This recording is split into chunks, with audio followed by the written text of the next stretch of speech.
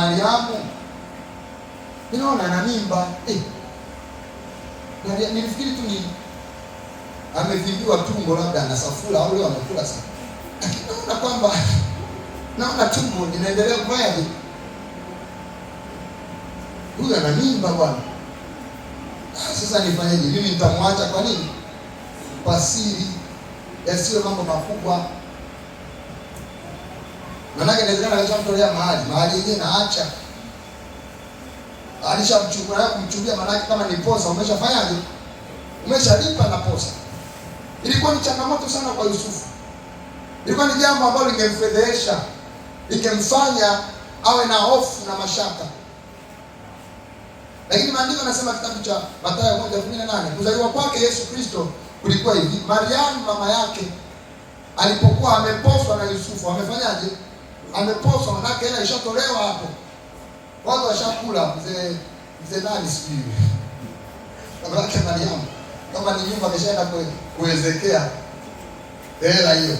Alipokuwa ameposwa, kabla hajafunga, alipokuwa ameposwa na Yusufu, kabla hawajakaribiana, manake kabla ya honeymoon, alionekana ana mimba kwa uwezo wa nani? Roho Mtakatifu. Hicho ndio ambacho kinajulikana, lakini mimba ilikuwa inaonekana. Naye Yusufu mumewe aliazimu kumwacha kwa siri.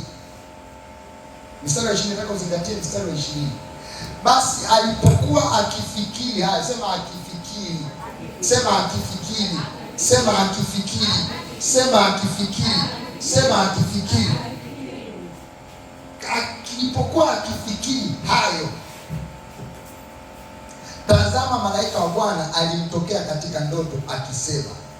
Mungu akamtumia hivi. Alipokuwa akifanyaje? Si Mungu anajibu mambo ya ajabu zaidi ya tuyaombayo au tuyafikirio tunapoyafikiri kuelekeza kwa Mungu. Nina uhakika Yusufu alikuwa anafikiri mpaka mtu awaze kumwacha kwa siri, amefikiri katika Roho Mtakatifu. Kwa sababu ingekuwa mwilini angesema atanitambua mimi, kosa yangu lazima arudishe. Nataka ujinga. Mimi tunalalia kutolea hela kabisa na kuposa, alafu unaenda kwa na mimba. Wale wako wanajifahamu lokole, hamna kitu lokole wapi? Mimba umeipata wapi mimba hiyo? Angeumia moyo, angesononeka, si ndio? Angekasirika kama angekuwa anafikiri moyoni. Ukiona aliazimu kumwacha kwa siri, kwa vile alivyokuwa na haki, alikuwa anafikiri katika haki, anafikiri katika Roho Mtakatifu. Mungu akamjibu kwa ndoto, akamtumia malaika katika nini? Katika ndoto. Akapata jibu. Na malaika akamwambia kitu kigumu sana. Kisoma haraka haraka unaweza kufikiri ni kitu rahisi.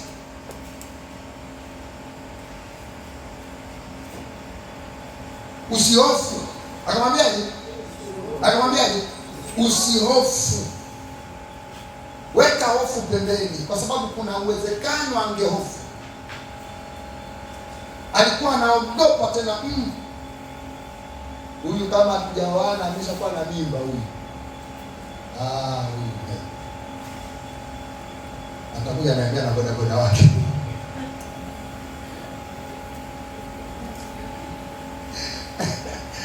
Na bodaboda wao. Watu anaweza kaniletea wanaume ndani. Na magonjwa yalivyo mengi, hata ikilikuwa kwa kuwa na magonjwa sivyo. Akaambia usihofu. Usihofu kufanyaje? Usihofu kumchukua Mariamu mkeo, maana nyumba yake ni ya uweza, ni kwa uwezo wa nani? Wa Roho Mtakatifu. Ili kushinda hiyo hofu, alihitaji ufunuo. Alihitaji apate uongozi wa Mungu katika jambo hilo. Sasa nisikilize, ni kazi. Mimi mwanamke ana mimba tayari, na sio yako. Wanawake wanaweza watu wanaume bwana hiyo na kauza kazi. Mimi mchukua hivyo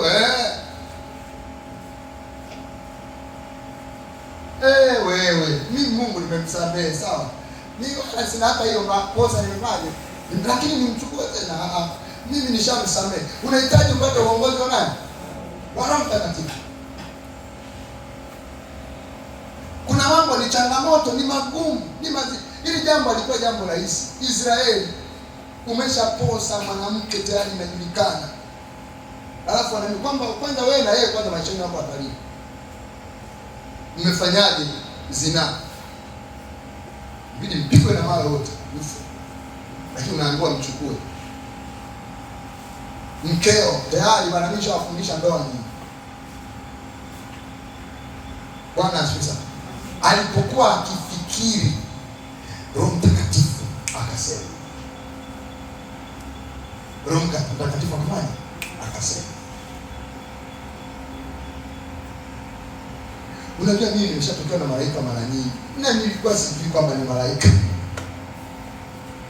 Hichi kinachotokea Yusufu kimetokea mara nyingi. Nakwambia kweli. Na nilikuwa sijui kumbe ni malaika bwana. Kwenye ndoto. Kuna watu wameshatokea na malaika mara nyingi kwenye ndoto. Lakini ulikuwa hujui. Fanya practical. Tafuta jambo linalokusumbua zaidi. Jifikiri katika Kristo. Ukitafuta kupata suluhu. Umenielewa? Hicho ndicho kinachomaanisha kufikiri. Bwana Yesu asifiwe. Jambo la pili.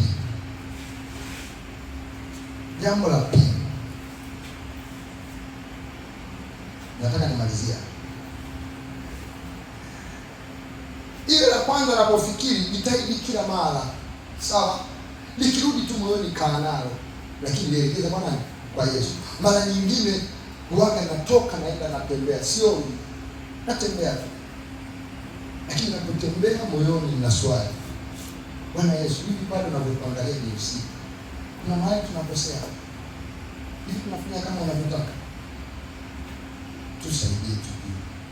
Ni kama hatufanyi vizuri, turekebishe. Mimi natafuta kukupendeza wewe. Sina interest nyingine. Nisipoteze muda au nisipotezee watu muda. Ninaenda kabisa na mara nyingine machozi yananitoka.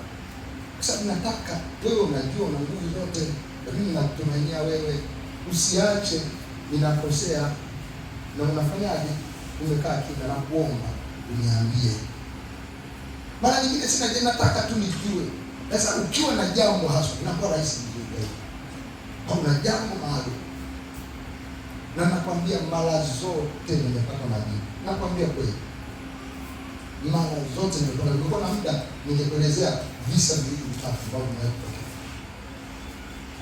Lakini Mungu ni mwaminifu na anazungumza na wanadamu asilimia kubwa kwa namna hiyo. Sasa hatua ya pili, unisikilize vizuri. Kwa nini tunasema ni muhimu sana mtu kuwa na faragha na maandiko na faragha na maombi? Kwa sababu hii. Kwa sababu unavyosoma maandiko, nisikilize. Kwa kadri unavyosoma, soma tu. Mwanzo mpaka Ufunuo, rudia tena. Mwanzo mpaka Ufunuo, rudia tena. Yale maandiko yanagusa moyo wako, yapigie mstari, endelea kusoma, endelea kusoma, endelea kusoma. Unapoendelea kufanya tabia hiyo, unapoingia katika maombi siku moja, unamwabudu Mungu. Wangapi sio umewahi kufika mahali fulani ambapo unafikaje karibu kila siku? Katika maombi ambapo unajisikia kabisa Mungu huyu hapa, moyo wako unabubujika, maneno ambayo unaishia kukulia, umefunikwa na uwepo wa Mungu. Kuna kama namna inakuwa kama wewe sio anayeomba tena, ni kama kuna injini nyingine ndani yako. Sio wangapi wamewahi kufika mahali kama hapo? Kuna mahali unaanza kwa shukrani, unaanza na msifu Mungu na mshukuru, unaanza kuongea na Mungu hapo, alafu labda umeweka wimbo fulani au umechukulia hapo. Kuna mahali nafika ambapo unazama katika maombi uko mbali. Hapa elezeke hapo, ni lazima ufike ndio nielewe. Mara nyingine unabaki tu unalia machozi, unamuona Mungu, unataka umpende, unataka umpendeze, unataka umfurahie, umekaa katika uwepo wa Mungu. Mara nyingi ukishaingia kwenye maombi na umekaa hapo sana, kama ulikuwa una tabia ya kusoma maandiko mara kwa mara, Mungu atakukumbusha kisa ukiwa katika hali hiyo. Tena naongelea hasa mtu anapokuwa katika ile hali ya kuomba mpaka amefika mahali anabubujika Roho Mtakatifu, anabaki tu analia tu, au amefika mahali anaweza kaa ulii. Lakini mara nyingi mimi naonaga kinachotokea kwangu mimi ni kulia tu, na hamna unacholilia, yani unataka tu Mungu. Mungu wewe mzuri, Upo kweli, mimi najua na kuona, yani ingawa sio kwa macho, lakini naona uko na mimi. Nataka nikae tu hapo, yani nimwabudu ule wimbo usiishe. Sasa mara nyingine nimepiga ule wimbo, nimetumia YouTube, alafu ameleta tangazo lao.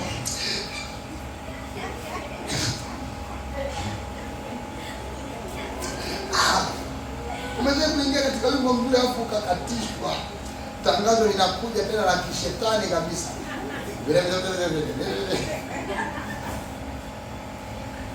Sasa natafuta namna ambayo nafasi nyingine.